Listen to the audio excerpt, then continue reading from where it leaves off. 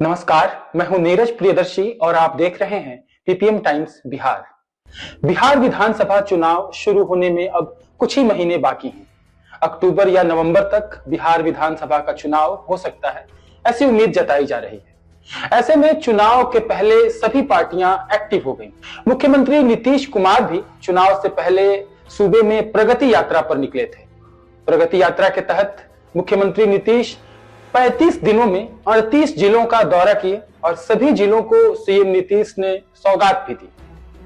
मुख्यमंत्री बिहार के मुख्यमंत्री बनने के बाद, यानी कि नीतीश कुमार बिहार के मुख्यमंत्री बनने के बाद उनकी यह 15वीं बिहार यात्रा थी, जिसका नाम प्रगति यात्रा दिया गया था। इसके पहले उन्होंने समाधान यात्रा निकाली थी, जो पिछली बार मुख्यमंत्री की यात्रा का नाम था।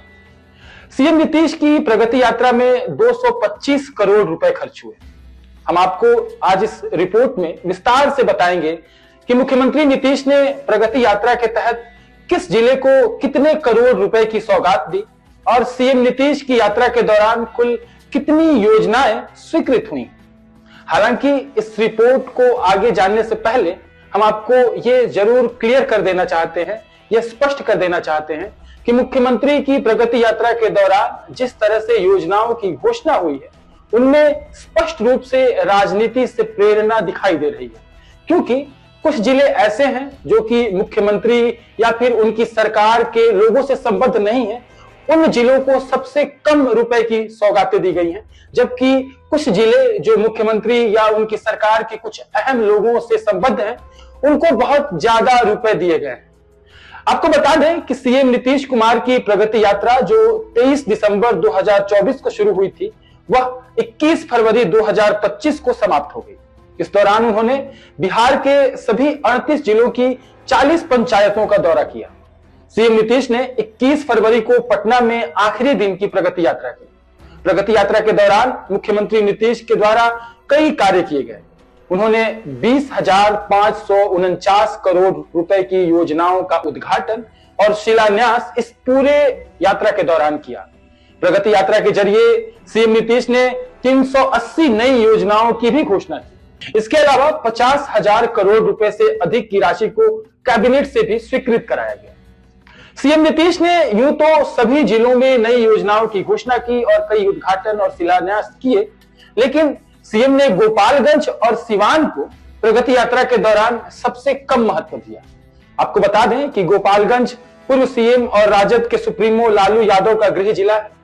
नीतीश कुमार ने लालू यादव के गृह जिले गोपालगंज में सिर्फ 4 घोषणाएं की, जो शिवहर, जमुई, अरवल और शेखपुरा जैसे छोटे जिलों से भी काफी कम है। वहीं गोपालगंज में सिर्फ 140 करोड़ रुपए की योजनाओं का शिलान्यास और उद्घाटन हुआ। अगर हम बात करें सिवान की, तो सिवान में यह राशि और भी घटकर 109 करोड़ रुपए रही, जो सबसे कम थी। लेकिन इस प्रगति यात्रा के दौरान, जैसा कि हमने आपको बताया कि ये पूरी प्रगति यात्रा राजनीति से प्रेरित लगी, उसका उदाहरण हम इस बात से समझ सकते हैं कि सीएम नीतीश ने प्रगति यात्रा के दौरान पटना और नालंदा को सबसे बड़ी सौगातें दी। सीएम नीतीश ने पटना और अपने गृह जिला नालंदा को सबसे अधिक महत्व दिया। साथ ही उन्होंने जदयू के राष्ट्रीय कार्यकारी अध्यक्ष संजय झा के गृह जिला दरभंगा पर भी विशेष ध्यान दिया है। सीएम ने पटना के लिए 30 नई योजनाओं की घोषणा की, जबकि अपने गृह जिले नालंदा में 18 नई योजनाएं घोषित हुई। नीतीश कुमार की इस यात्रा के दौरान कई जिलों को बड़ी सौगातें मिली, लेकिन कुछ जिलों को अपेक्षाकृत कम लाभ मिला, जैसा कि सिवान और गोपालगंज में हमें देखने को मिला।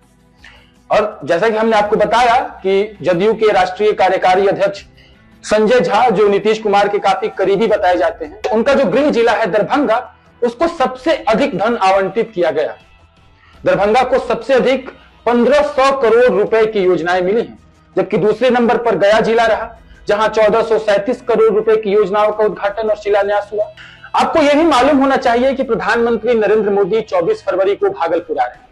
इससे पहले नीतीश कुमार ने भागलपुर में भी 1224 करोड़ रुपए की योजनाओं की आधारशिला रखी। अब आपको यह बताते हैं कि सीएम नीतीश की इस प्रगति यात्रा के दौरान वो कौन सी ऐसी 7 प्रमुख घोषणाएं रही जो सबसे ज्यादा चर्चा का केंद्र बिंदु रही।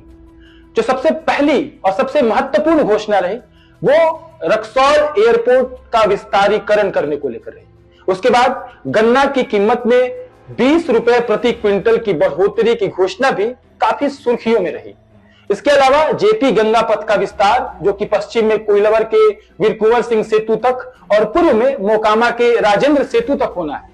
इसके अलावा पुराने NH-31 का चौड़ीकरण और विस्तार भी होना है। नीतीश कुमार की ये भी एक घोषणा है प्रगति यात्रा के दौरान की। इसके अलावा पटेल गोलंबर से अटल पथ तक, जो पटना का पटेल गोलंबर है, वहां से लेकर अटल पथ तक 4 लेन सड़क, सर्पेंटाइन नाले और अंडरग्राउंड ड्रेनेज सिस्टम के साथ 4 लेन सड़क बनने का भी प्रावधान यानी कि घोषणा हुआ है। राजीव नगर नाले का पक्कीकरण करने की बात कही जा रही है। ये भी सीएम नीतीश कुमार की प्रगति यात्रा के दौरान हुई घोषणाओं में से एक अहम घोषणा है और उसके ऊपर, उस नाले के ऊपर एक सड़क का निर्माण होना है। इसके अलावा आनंदपुरी नाले का भी पक्कीकरण और सड़क का निर्माण होना है। साथ ही गाय घाट, कंगन घाट और दीदारगंज तक पुराने गंगा पथ का चौड़ीकरण होगा।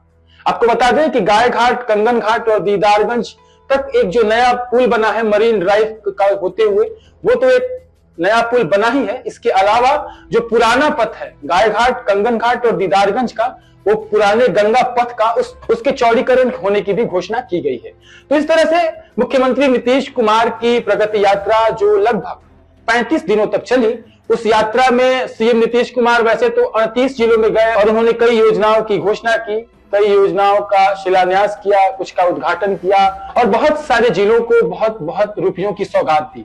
लेकिन जैसा कि हमने आपको इस रिपोर्ट की शुरुआत में बताया, सीएम नीतीश कुमार की यह प्रगति यात्रा पूरी तरह राजनीति से प्रेरित लगी, क्योंकि लालू प्रसाद यादव के जो संबद्ध जिले हैं, उनसे जो संबंधित जिले हैं गोपालगंज और सिवान, उनको सबसे कम, और नीतीश कुमार और उनके जो अहम लोग हैं सरकार के, उनसे संबद्ध जिले हैं, उनको सबसे ज्यादा पैसा और उनको सबसे ज्यादा घोषणाएं, सबसे ज्यादा योजनाएं दी गई हैं।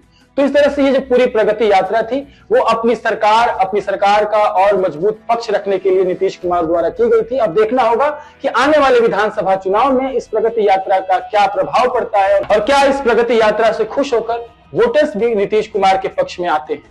आप देखते रहे टीटीएम टाइम्स बिहार, झारखंड, देश और दुनिया की और भी खबरें हम आपको दिखाएंगे। तब तक के लिए दीजिए इजाजत। शुक्रिया।